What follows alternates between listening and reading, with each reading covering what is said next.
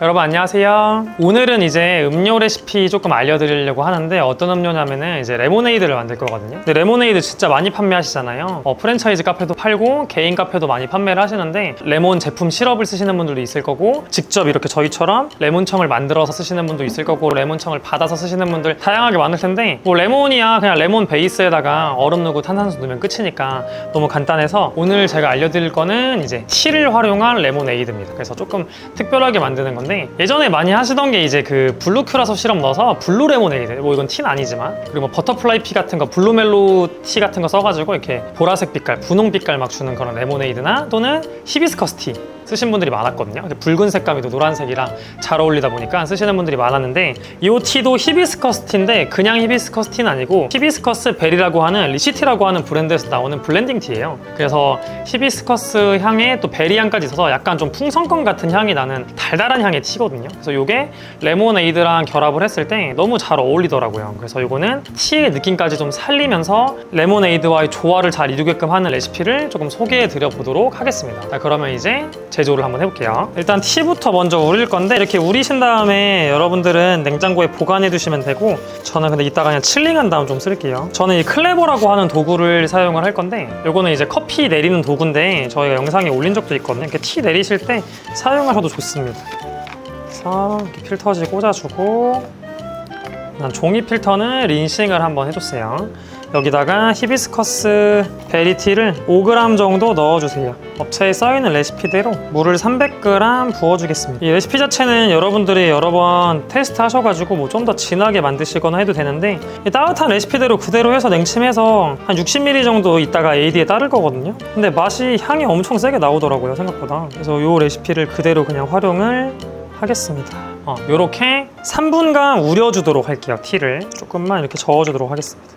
네, 여러분 3분이 지났고 이제 비커에 올려가지고 이렇게 추출을 하겠습니다. 여러분들 이렇게 추출을 하신 다음에 얘를 이제 깨끗한 병에 잘 담아가지고 여러분들은 보관하시면 되는데 저는 지금 빨리 진행을 해야 되다 보니까 여기다가 이렇게 넣어가지고 어느 정도 칠링을 조금 진행을 해주도록 할게요. 그럼 이제 본격적인 만드는 법을 설명을 드려보도록 하겠습니다. 기본 레모네이드 만드는 방식은 다른 레모네이드랑 거의 동일하거든요. 일단은 컵에다가 레몬청을 먼저 담아줄 건데 저는 80g을 담아줄게요. 근데 이제 여러분들은 드셔보시고 사용하는 베이스에 맞춰서 좀 더 넣으시거나 더 적게 넣으시거나 하시면 될 것 같아요. 그래서 저는 제가 직접 만든 레몬청을 80 넣어줄 거고 시럽 같은 경우는 80 넣으시면은 너무 좀 인위적인 단맛이 강할 거예요. 사실 시럽으로만 만드는 건 저는 추천드리진 않는데 제품 시럽으로만 하는 거는 시럽 쓰시는 분들은 그 양을 조금 잘 조절을 해주시면 좋을 것 같습니다. 그냥 80 정도 넣어줬고 이제 여기다가 얼음을 좀 따라 올게요. 네, 얼음을 따라왔고 데코 같은 경우는 레모네이드 같은 경우는 슬라이스 레몬청을 쓰시는 경우에는 슬라이스 레몬이 아예 있다 보니까 이렇게 요거를 전 양쪽 사이드에 하나씩 넣어주거든요. 그래서 이쪽에 하나 넣어주고 반대편 사이드에도 두께로 잘 안 들어가면은 바스푼 같은 걸로 이렇게 밀어서 꽂아 넣어주시면 됩니다. 이런 식으로. 그래서 이런 식으로 약간 붙어있는데 조금 반대편으로 옮겨주셔도 상관없어요. 그 다음에 탄산수만 부어주시면 되거든요. 그래서 우리가 원래는 여기다 가득 채우잖아요. 근데 우리가 티를 넣어야 되니까 가득 채우진 않을 거고 탄산수 같은 경우는 여기 초정 탄산수를 사용을 하고 있습니다. 탄산이 좀 세다고 생각해서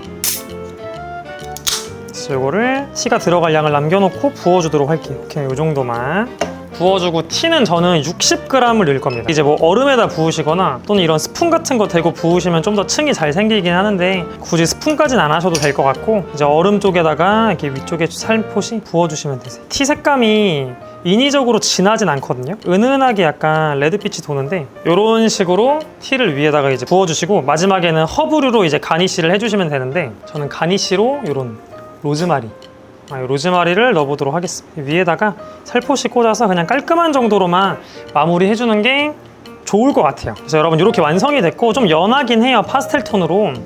근데 이건 티를 우릴 때 양이나 그런 거에 따라 색감은 달라지긴 하지만 막 엄청 쨍한 색감은 아니거든요. 근데 중요한 거는 이 음료는 비주얼도 비주얼인데 드셨을 때 향이 정말 좋거든요. 제가 한번 먹어볼게요. 티랑 잘 섞어서 로즈마리 허브까지 그냥 넣어서 먹을게요. 로즈마리 향이 더 잘 어울릴 것 같아서